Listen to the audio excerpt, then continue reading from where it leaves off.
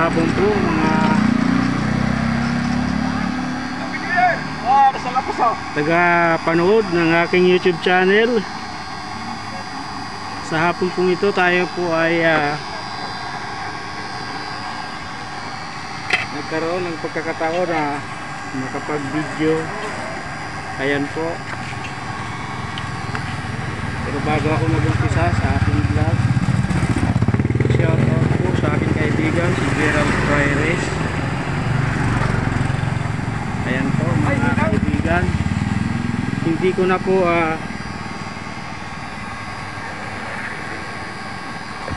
ayan po, so patak-patak lang oh. Ayan.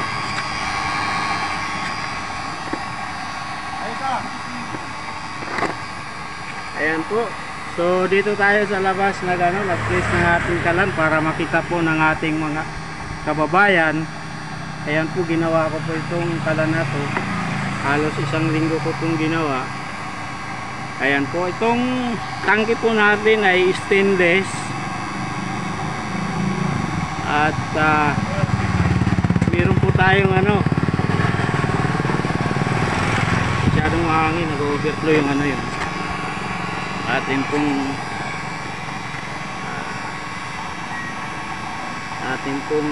kalan.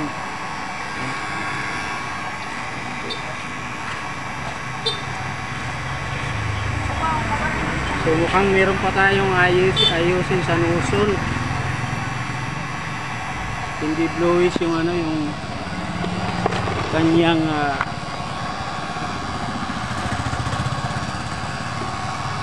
paubos na yung yung mantika, kaya pala naghihilo siya. Papatakan natin.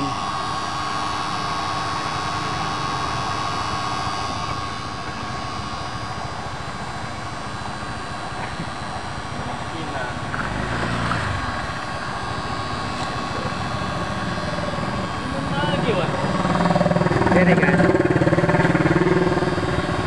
Very good.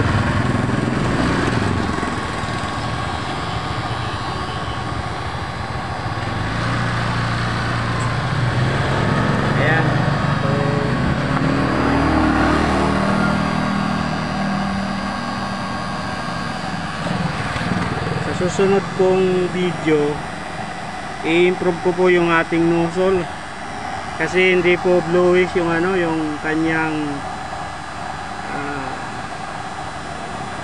apoy. Ayan, i-off na natin nang sa ganun ay wala nang oil na pumatak. Ayan. So itong kalan na to, ginawa ko po yung LPG na kalan. Pinutol ko po siya. Ayan po.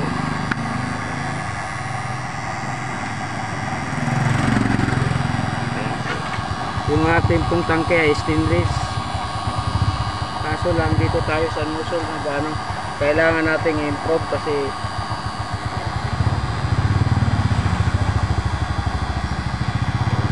sana yung apoy niya, kaso lang hindi siya bluish.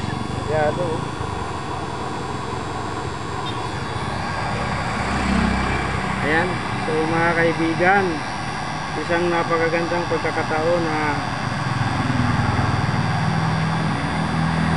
nagawa po tayo ng Calandrius oil. Wala pang 10 minuto, tatlong minuto lang yung nakalipas, malakas na yung kulo niya. Pinunan ko ng takip. Ayan po.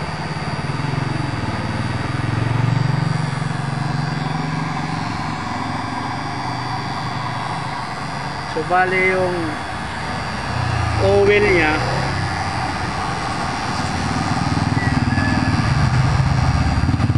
wala na siyang patak.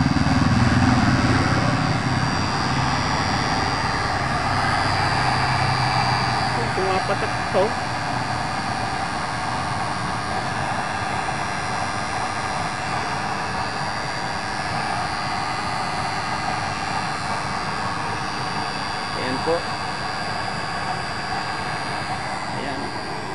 So bago tayo makalimot mga kaibigan,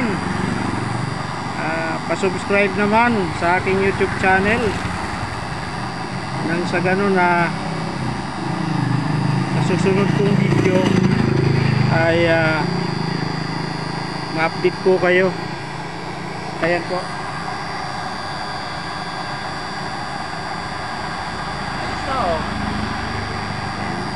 Dito lang tayo sa labas para makita ng mga tao na ano.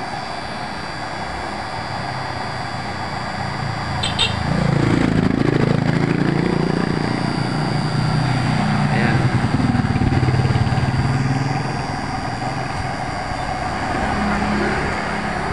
Mahangin.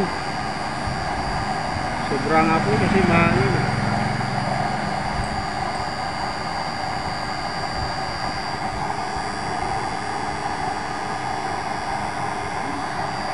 Itong hose na to ay panlaban to sa init kasi gasoline hose to eh.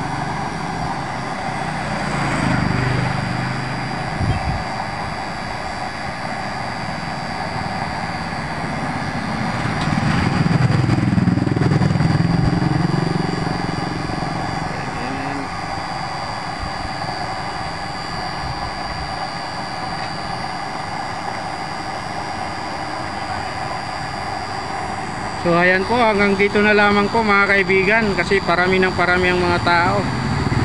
Salamat po sa inyong panonood.